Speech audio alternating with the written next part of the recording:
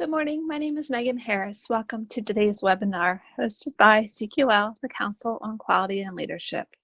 Just a few housekeeping announcements before we begin. All attendees are muted in listen-only mode and will not be able to speak throughout the webinar. You may submit questions during the webinar using the questions box. At the end of the webinar, we will be addressing as many questions as time allows. If you are experiencing audio issues, we recommend using the phone call-in feature rather than the computer audio option. To respect everyone's schedules, we will keep the webinar to 1 hour, and if there are any questions we don't address, look for answers to your questions in an upcoming edition of our Capstone e-newsletter. Of course, if you have any technical questions, we will try to help you through those immediately.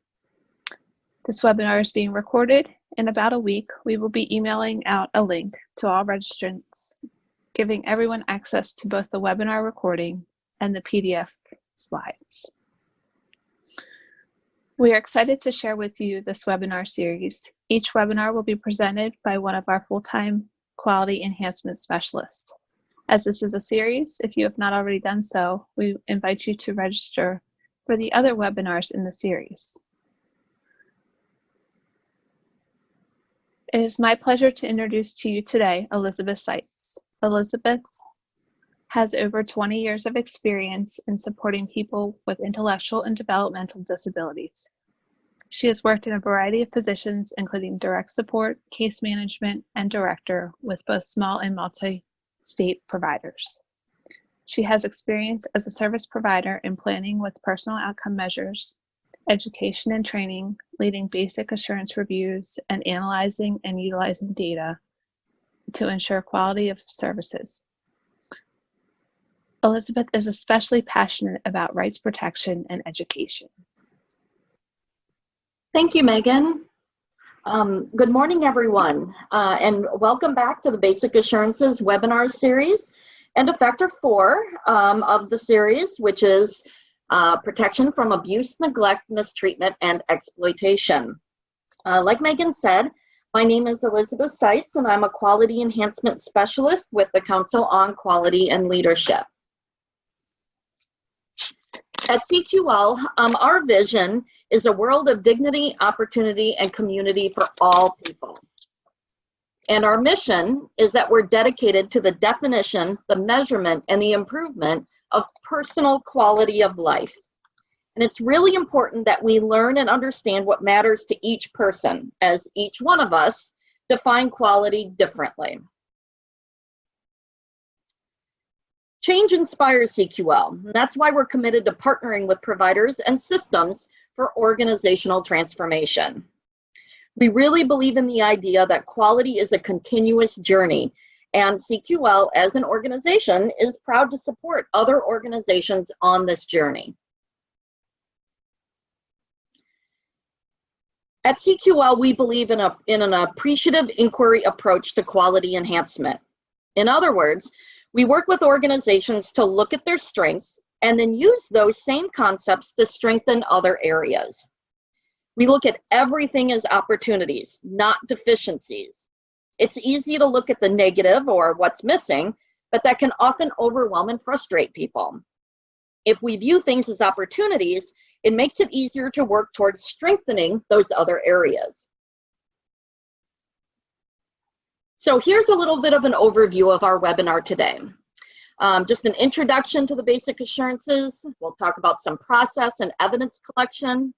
We'll go through each of the indicators in this factor, and there are 6 of them. The first 4, as you can see on the screen, and then indicator E and F, the 5th and 6th indicator. We'll also talk about some red flags, some data around factor 4 that we've collected, and then we'll answer any questions that we're able to. So, an introduction. These basic assurances are fundamental non-negotiables that should be a part of each person's life. These are broken down into 10 different areas or factors, as you can see on the screen. If you're new to accreditation with CQL, this is a good place to start. a good suggestion is to use the Basic Assurances Manual, as you can see on the slide, to read about and really learn more on the basic assurances. And some of the key concepts about basic assurances is that they focus on essential, fundamental, and non-negotiable requirements for all service and support providers. They look beyond regulations and just meeting the standard. They are unique because they are looking at the perspective of each person. This is sort of the structure of the basic assurances. There are factors, indicators, and probes. So there are 10 factors, as you saw on one of the slides before this one. This specific factor is, like we said, factor 4, protection from abuse, neglect, mistreatment, and exploitation. There are 6 indicators in this specific factor, and every factor has indicators. So through the 10 factors, there's a total of 46 indicators. Within each indicator, there are probes or questions that we ask to support the validation of the indicator. Throughout the basic assurances, I believe there's just over 340 probes throughout all of the basic assurances. And there are 2 things that we look at, 2 components that are evaluated, and that's system and practice. So within each area or indicator or subtopic, as was noted on the previous slide, we're looking at those 2 things. The system provides the structure for the practice. This could be policies, procedures, training, or any other type of system. The practice is how the system is actually being implemented. So it's what is observed in daily operations. With any system or practice, they must be effective and they must be robust. So let's talk about some process and evidence. Let's talk about the process that we use to gather evidence to learn about those systems and practices. So with factor 4, there are some primary methods of gathering information.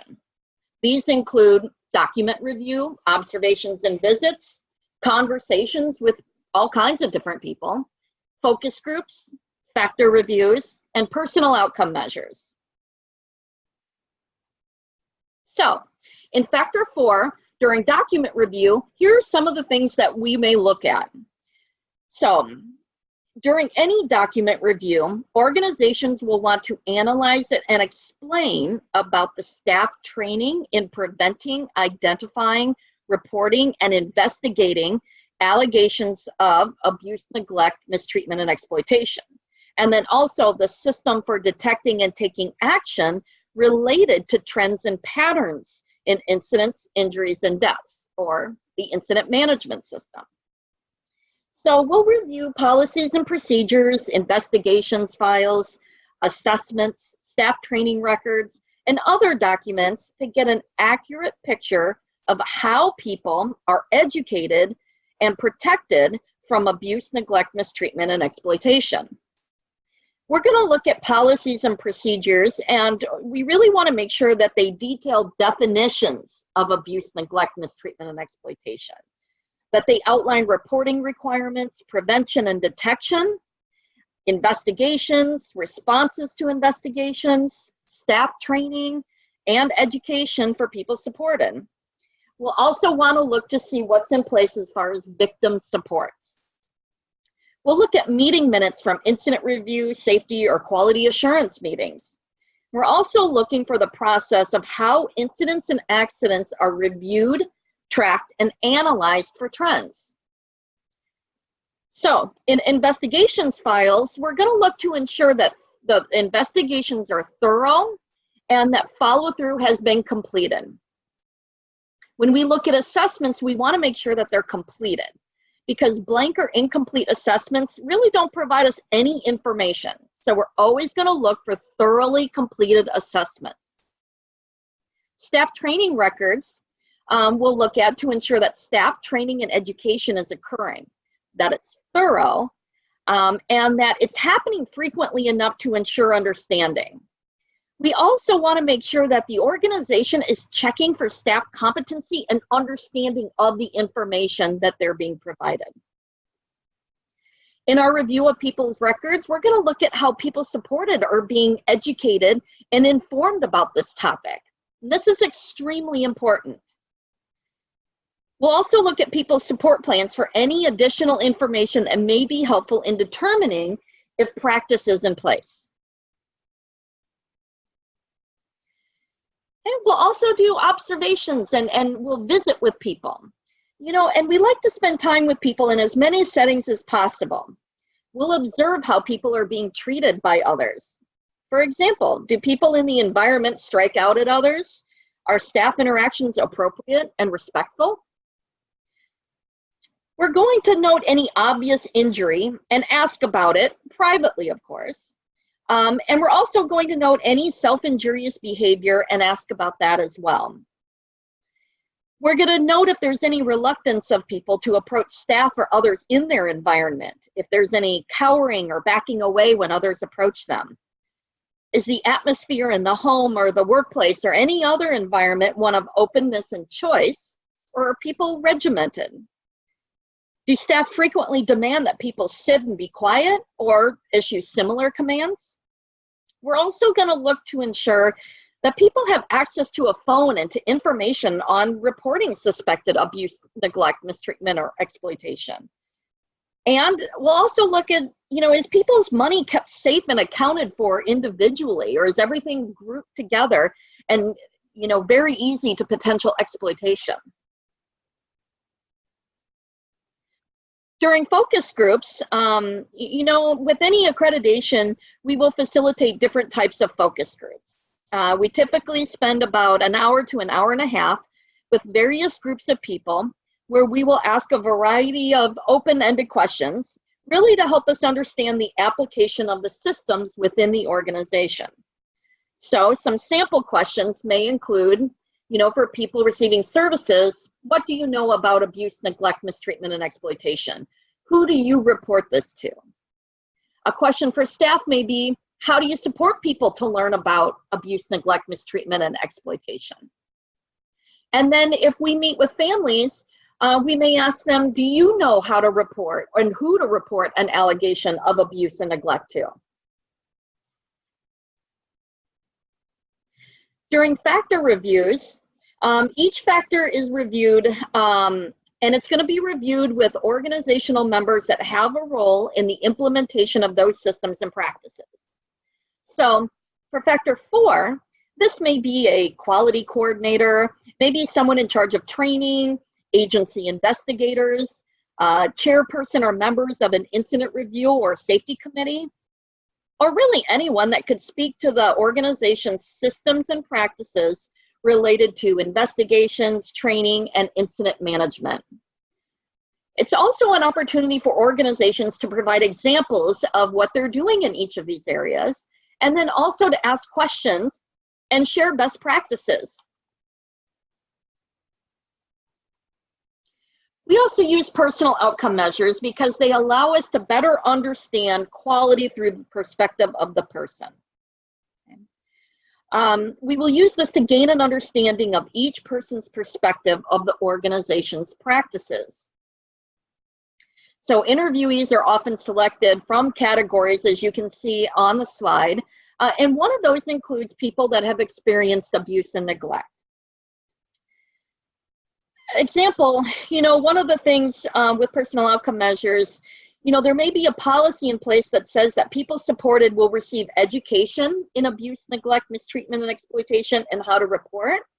But we may learn through a POM conversation that no one's ever talked to the person about how to report an allegation, or that the conversations aren't happening at a frequency that helps the person to really understand what it is they need to do. So let's get into each of the indicators of the basic assurances factor 4. So indicator A, the first of the 6 indicators, is about implementing policies and procedures that define, prohibit, and prevent abuse, neglect, mistreatment, and exploitation. There are 7 probes in this area, and there are several which are specifically highlighted. Now, indicator A is all about the policy and procedures that are in place around abuse, neglect, mistreatment, and exploitation. Okay, so this indicator focuses on that policy and then how it's being implemented. The 2 specific probes that I want to talk about are probe 2 and probe 4. As you can see, those are the ones that are highlighted. Probe 2, does the policy expressly prohibit abuse, neglect, mistreatment, and exploitation of people, refers to if the policy specifically expresses the prohibition of ANME, or abuse, neglect, mistreatment, and exploitation. And the reason this is highlighted is because we sometimes find that the statement is not a part of the policy, that it's not, it's just assumed that each of these things is prohibited, and it's never clearly actually outlined in the policy that these things are expressly prohibited. We don't want that assumption to be made by anybody. We want it to be specifically stated in policy that these things are prohibited. Or sometimes what we find is that it's expressly prohibited, but it really only refers to abuse and neglect. Okay? But there's never a mention about mistreatment and what that looks like or what it could look like, or exploitation. And we want to make sure that all of those are clearly outlined and prohibited in the policy. Probe 4 says, do policies and procedures include prevention strategies, identification strategies, and staff training requirements?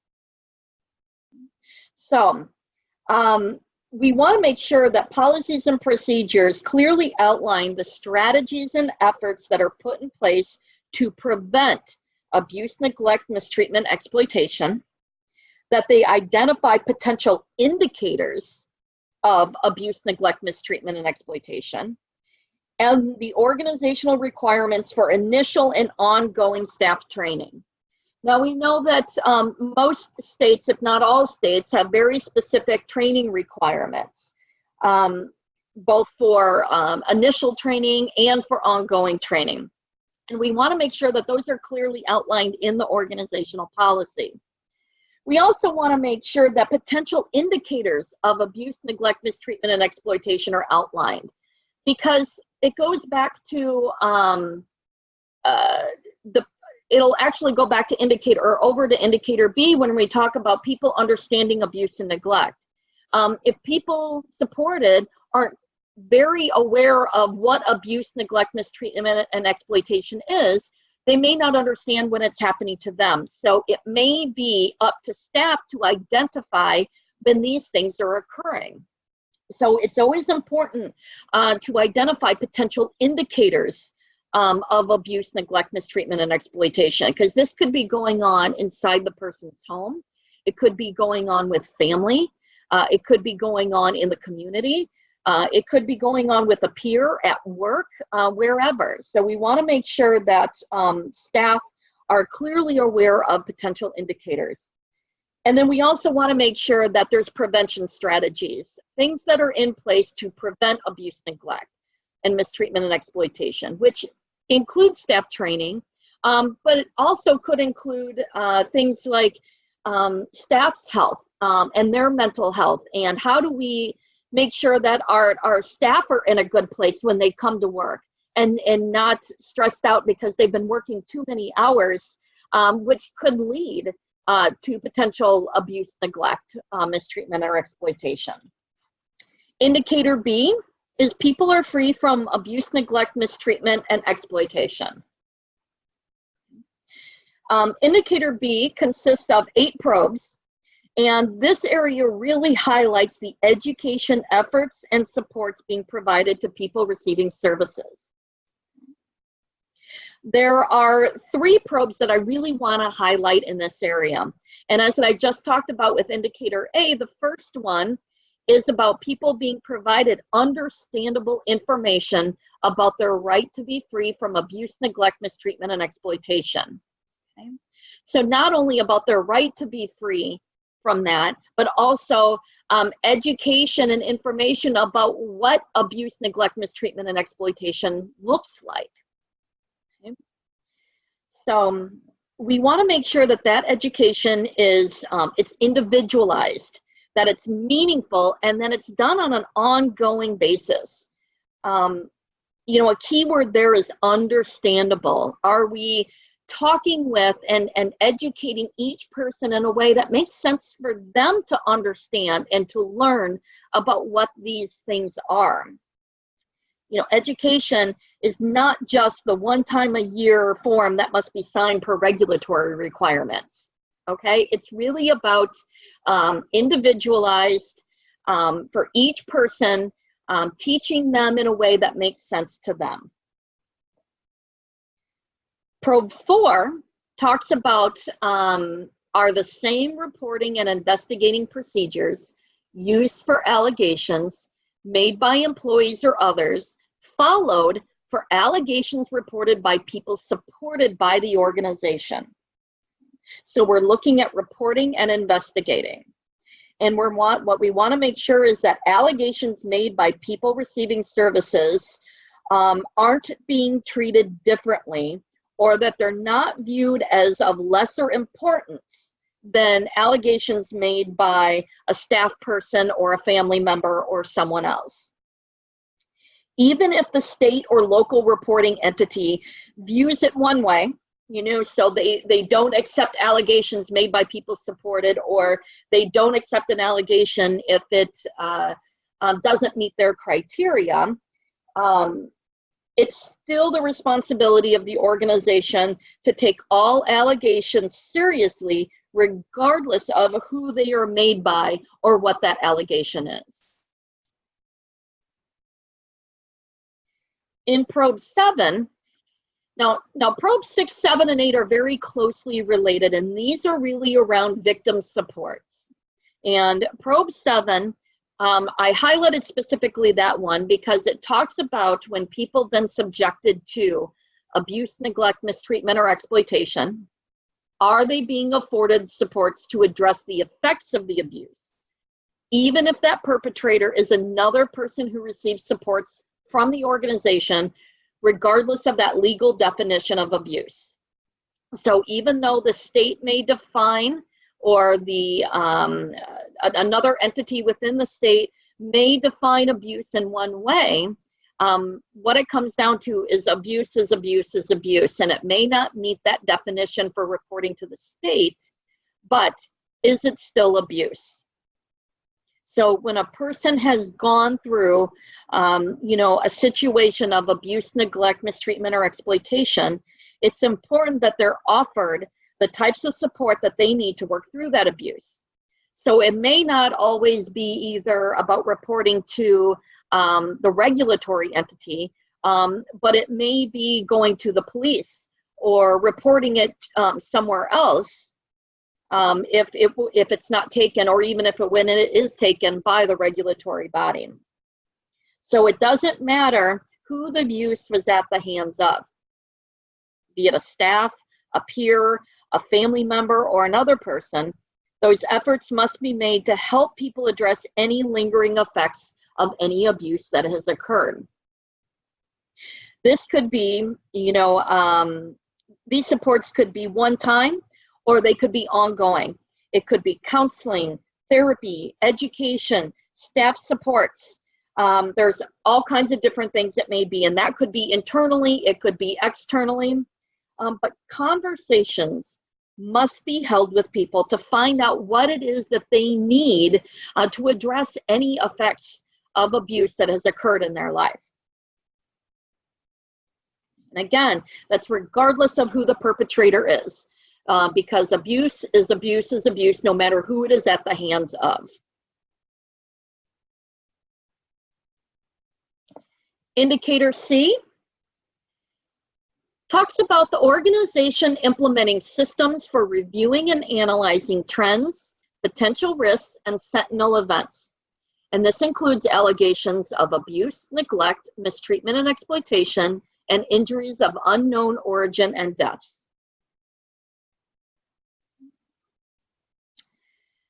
So there are 6 probes in Indicator C, and this is really about the organization's system and practice for incident management review.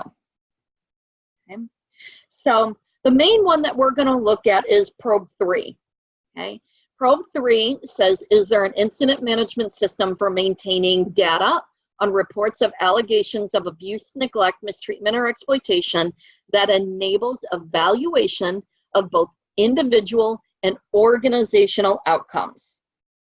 Okay. So this probe asks about the system for how data and information is monitored, tracked, and reviewed. Okay. This needs to be done for every allegation, okay, which is the individual piece that we're talking about here. Okay. That's every allegation is the individual piece. And then we want to make sure that all the information is put together and the aggregate is looked at an organizational level, because we want to look for trends. Okay. So you'll notice then as we go through 4, 5, and 6, probes 4, 5, and 6 here, that each of these talks about and refers to individual and organizational evaluation of different types of information. Okay. So for each one of these, we want to make sure that there's individual review and an aggregate review of all the information. So a lot of times this may happen through some sort of a committee. So your individual review may happen through, say, an internal electronic record system, or if paper is still being used, through some sort of system where every incident is filled out, submitted, reviewed by another level of, say, supervisor, and then it goes to a committee or to a group of people that will then take that along with all others that have come in during a certain time frame, and they'll review all of them.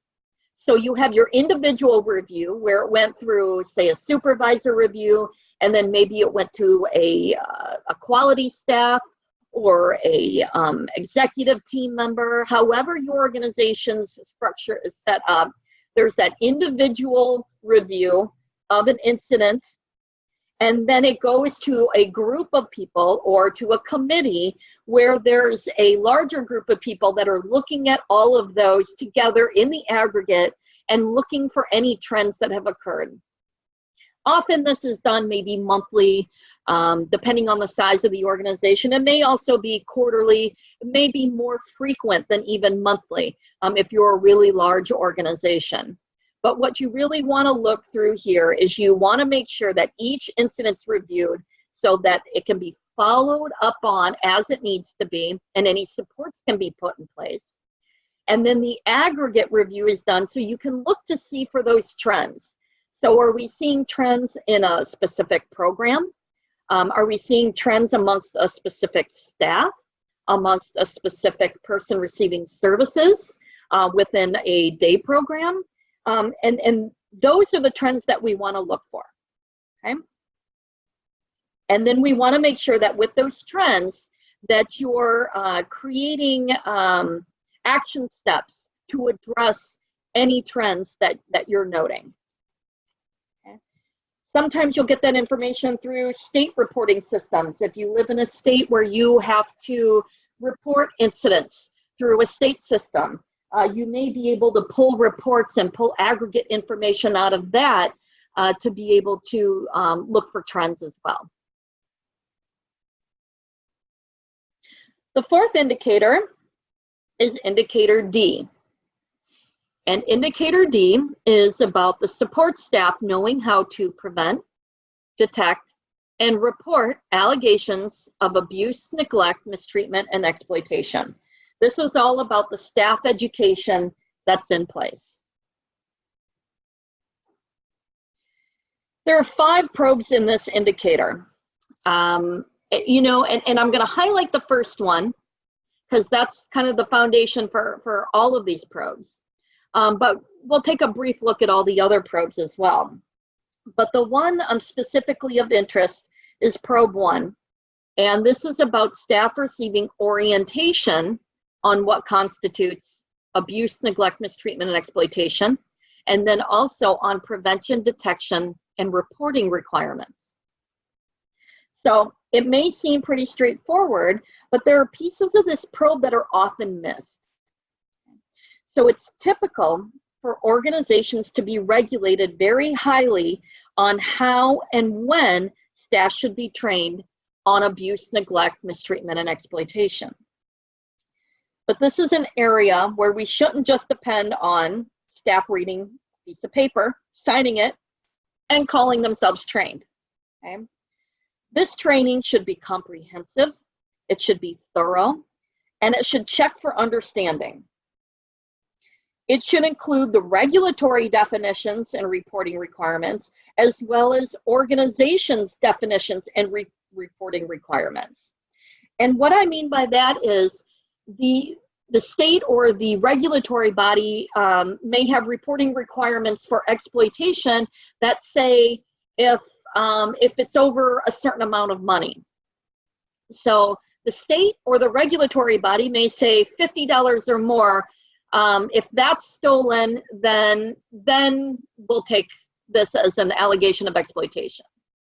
What we want to make sure then is that we're not leaving it open to interpretation in our policies or our training to say that anything below $50, well then, that's not going to get reported.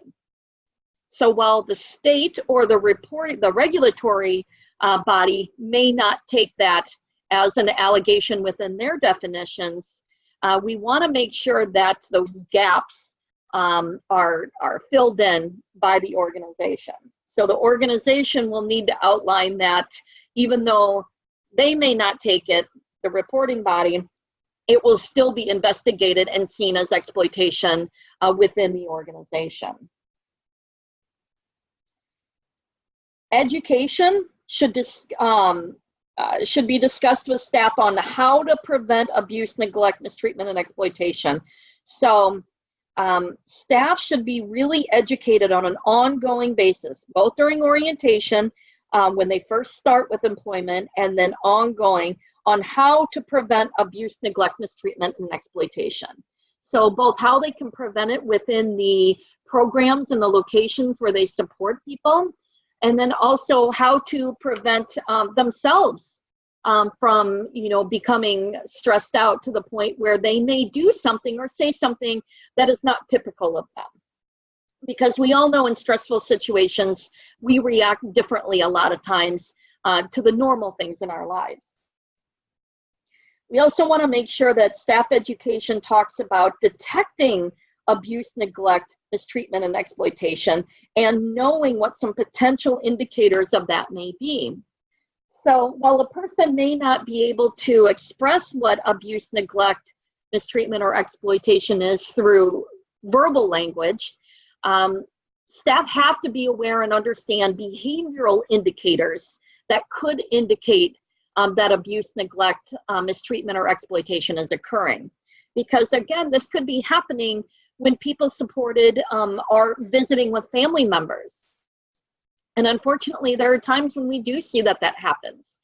Staff have to be aware of how to look for potential bruises, or to really be able to investigate when a bruise could be a sign of abuse.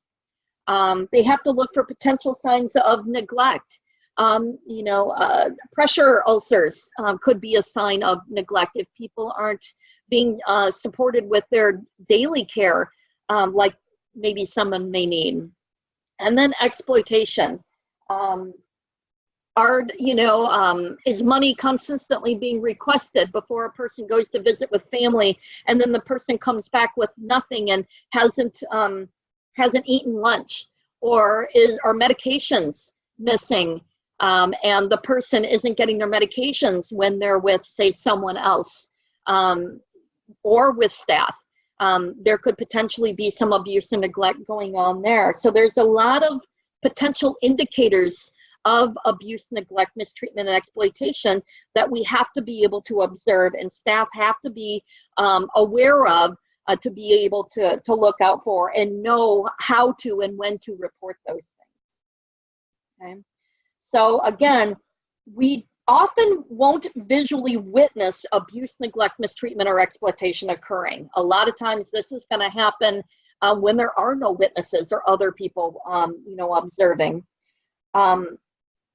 But if that's happening, and if people supported don't have a good understanding of abuse, neglect, mistreatment, or exploitation, or can't verbally indicate that it's occurring or has occurred, they may not know that it's even something that shouldn't be happening, or they may not know how to report it, or they may be scared to report it.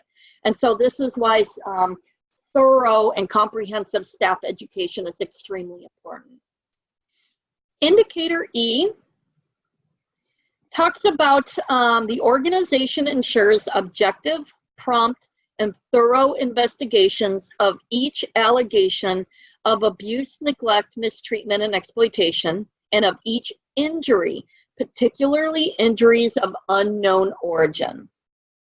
So indicator E is the first of the last two indicators actually that look at investigations. And there are 5 probes in indicator E. And I really just highlighted the first 2. You know, and organizations generally have requirements for when to conduct an investigation. But it's important that investigations are thorough, that they're unbiased, and that appropriate safeguards are put into place to ensure people are protected both during and after an investigation. So the first probe is about there being an effective process for determining who will investigate an allegation or an injury. Okay. So there must be something that's outlined or a written procedure for, number one, when an investigation is going to occur, and then how is it going to be determined who's going to investigate. Now, sometimes, you know, especially if you're in, again, a state or wherever you may be, where there are requirements over an external entity investigating. But there may be times when you're going to investigate internally. So that should be outlined, that when it will be investigated by an external entity, and then when internally there's going to be an investigation.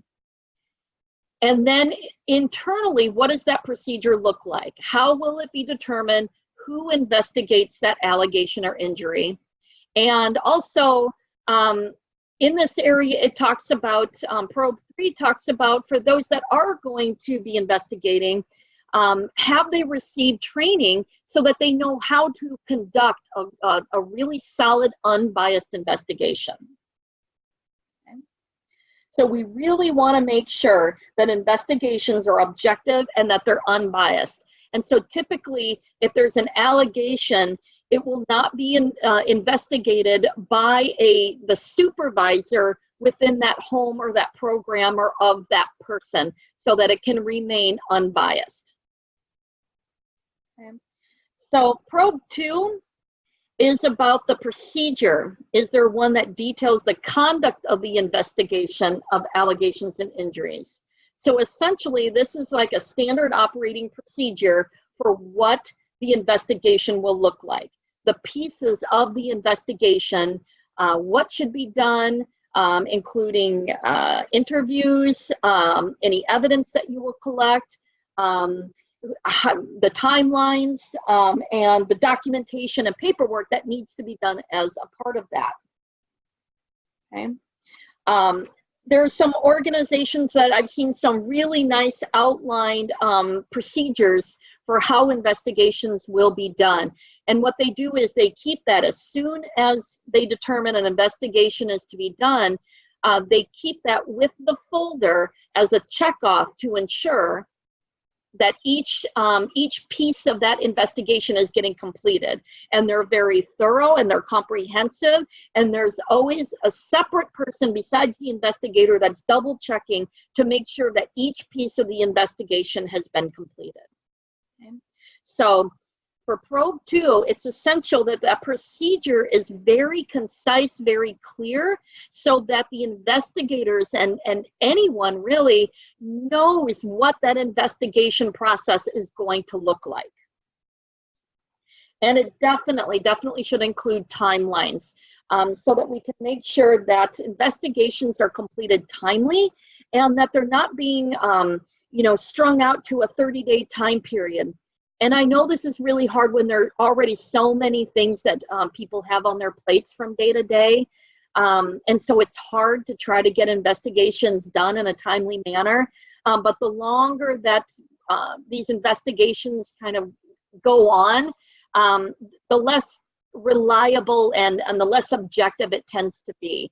So it's always best that investigations are completed as quickly as possible. Indicator F is the last indicator in factor 4. And this is the other one that speaks to investigations. And there are 5 probes in this indicator. But our focus is really going to be on probe 5.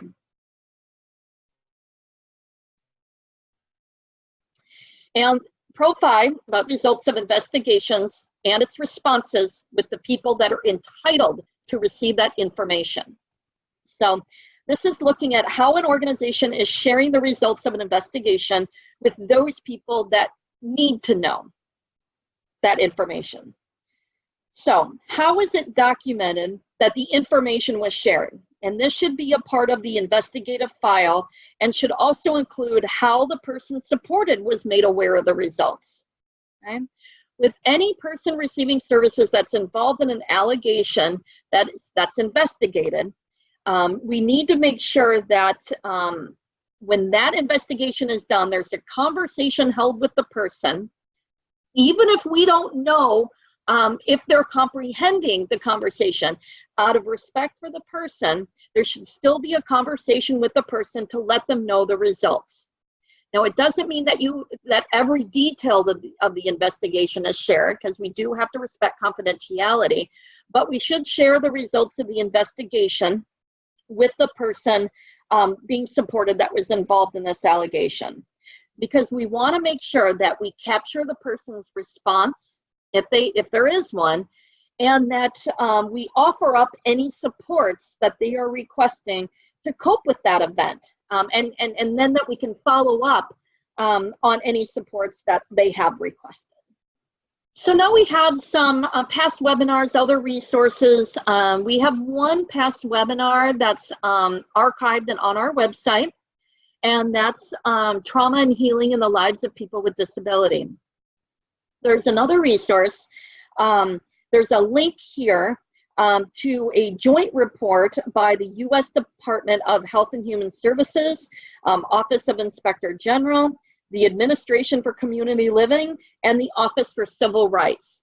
And it's on ensuring beneficiary health and safety in group homes through state implementation of comprehensive compliance oversight. So this link takes you right to that report if you are interested. There are lots of other places too you can look for resources. Many resources on the web do refer to abuse and neglect as it relates to children or as it relates to elders. But if you're looking for some good ways to educate people receiving services, you can take any of those things that you find there and just revise it and kind of put it together in a way that will work for each individual person that you support. You can also do a Google search and look at trauma-informed care or trauma-informed supports.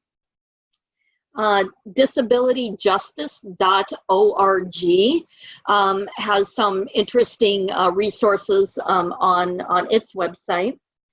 Also YouTube videos, you can find short YouTube videos that can help people become educated and help them to learn about abuse and neglect and how to report. Internal self-advocacy groups can be great resources to help each other learn about and how to report abuse, neglect, mistreatment, and exploitation. And then the use of scenarios with people is always very helpful. using different types of scenarios to help people understand what is abuse, neglect, what exploitation looks like, and then what they should do in response. So now that we've looked through all the indicators and probes that make up this factor, I want to talk a little bit about validation and decision making.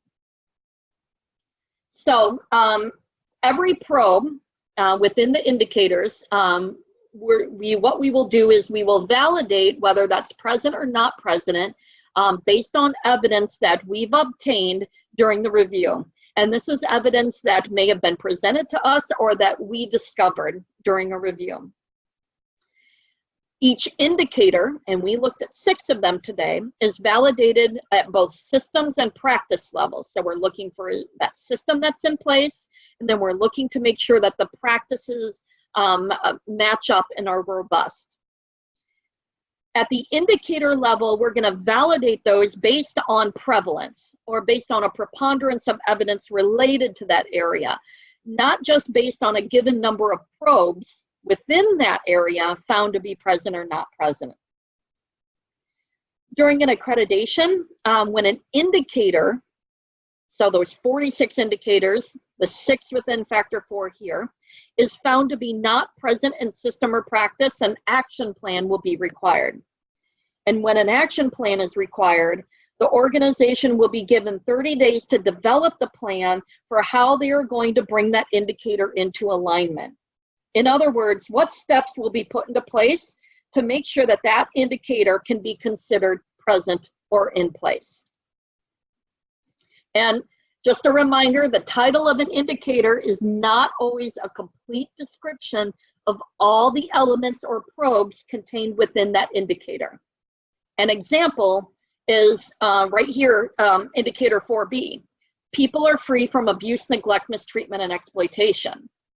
So there are 8 probes in this area. And while there are several that specifically address the supports needed to be free from abuse, there are a couple that are of key significance. And probes 1 and 2 address needed supports in that area. These are considered fundamental and would definitely have an outsized impact when we're validating if this indicator is in place or not. So again, all other probes in this indicator may be in place, but if there's no system or practice to thoroughly and individually educate people in a meaningful way, or people are not being supported to report abuse, neglect, mistreatment, or exploitation, then it is much more likely that this indicator won't be in place. And that doesn't mean that people are just being abused and neglected all day long every day. It just simply means that there needs to be more robust supports in place to educate people on abuse, neglect, mistreatment, and exploitation. There are some red flags, and when red flags are noted, it does bear further investigation and inquiry. And so what we're going to look to do, we're going to determine whether a situation is isolated or if this is a systemic pattern. And remember that some red flags may jeopardize accreditation or require additional monitoring to maintain accreditation. Okay, so red flags around factor 4 include when abuse is not being properly reported or investigated, when people with repeated injuries and repeated injuries have no action and protection. So that's the key part there. So a person with repeated injuries with no action and protection in place. When there's unexplained or suspicious injuries observed with no documentation, action, or follow-up to those injuries. And then also a failure to track incidents so that potential future incidents might be prevented. And that goes back to the individual and organizational review of incidents. Some measurables include, so things that we're going to look at, incident management committee minutes. We're going to look at review of policies and procedures, specifically around reporting, training, and investigating of abuse, neglect, mistreatment, and exploitation. We're going to look at the training for staff and people supported. We want to see data on allegations of abuse, neglect, mistreatment, and exploitation, including, the number of allegations, number of substantiated allegations. We really want an in-depth look at your data around abuse, neglect, mistreatment, and exploitation. Also, we want to look at data on injuries, both known and unknown origin, on morbidity, mortality, restrictive interventions that are being used, on hospitalizations and ER visits and vehicle accidents.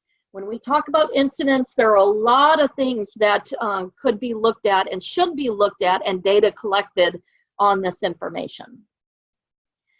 Personal outcome measure interviews, we're specifically looking at the areas of people are free from abuse and neglect and the area of people are safe. So, want to finish off before we go to any questions with some a quick look at some data. And this is data that CQL has collected around factor 4. And remember, in this factor, there's 12 possible indicator systems in practice that we're looking at. So quickly, this one talks about the presence of indicators. So what percentage of organizations had each indicator present during a CQL review? And as you can see, indicators 4B and 4C are, some areas where there's some opportunities. Most organizations are doing well in the indicators 4D and both in the practice of 4A. So remember, 4A, the practice is about implementing policies and procedures that define and prevent abuse, neglect, mistreatment, and exploitation. So some discrepancies between when an organization completes their self-assessment and during a CQL review. You can see on here that the numbers show that the organization significantly overestimated the presence of each of the indicators in factor 4. And so that means that organizations were most likely to overestimate systems and practices, though, for 4B. As you can see, this is where the biggest difference was between a self-assessment and a CQL review. And then lastly, this is an important one because this shows the impact that having factor 4, both systems and practices in place, can have on the total basic assurances. So according to our analysis, the more factor 4 indicators that an organization has present, the better they're going to do on the total basic assurances, on all the basic assurances, all 10 factors, all 46 indicators. Okay. Megan, do we have any questions? We do have a couple questions. Looks like we just have a few minutes.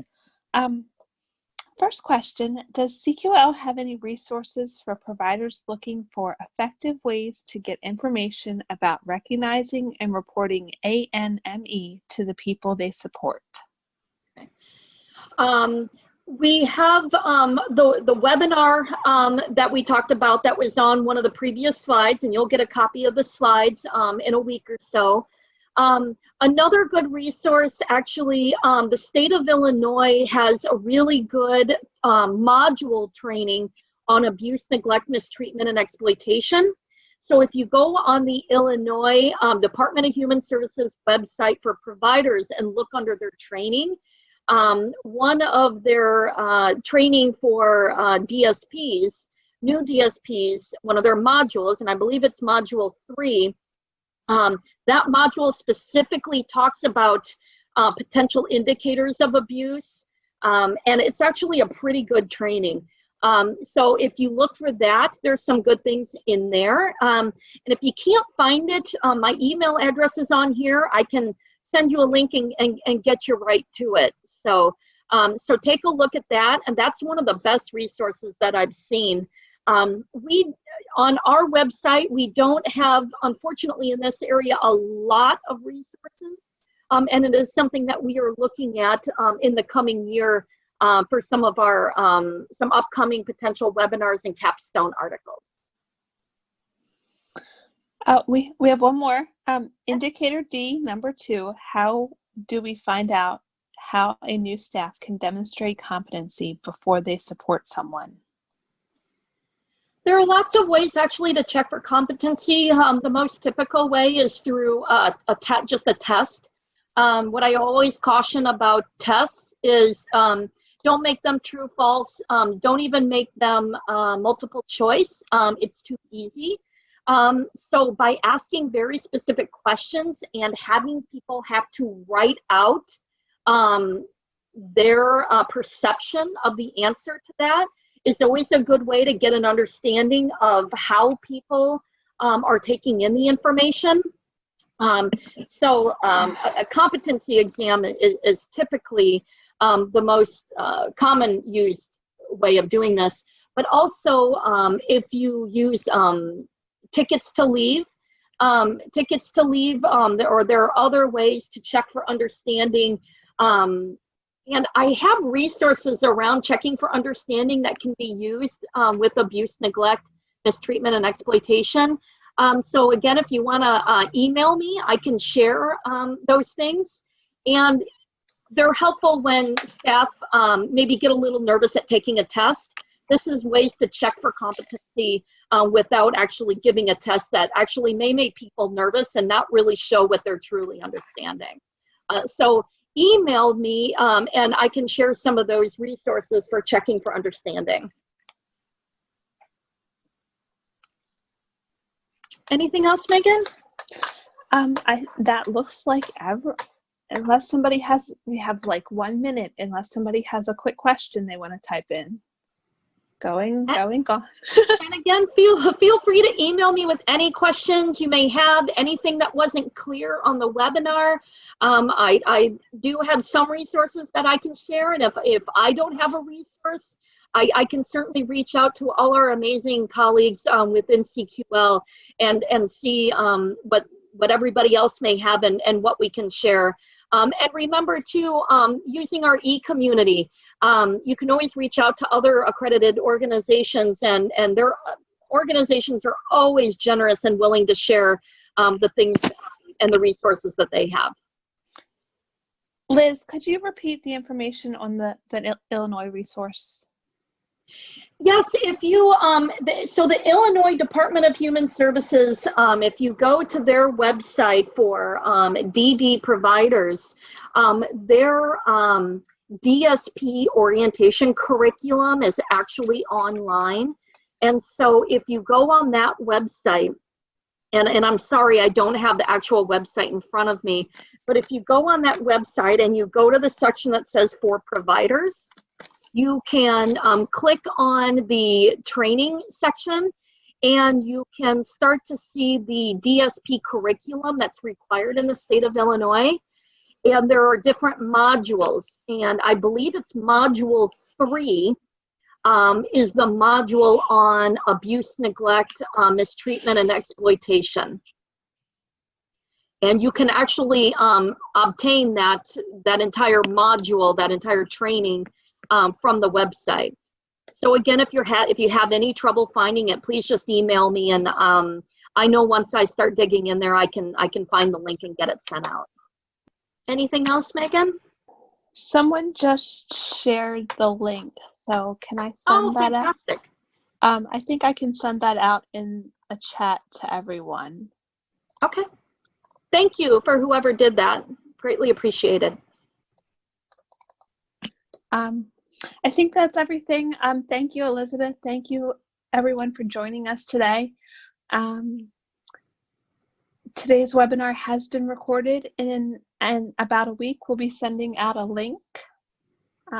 Your attendance today has been recorded in our database and is part of meeting your continuing education requirements for certified trainers and certified interviewers. Thank you very much. Thank you.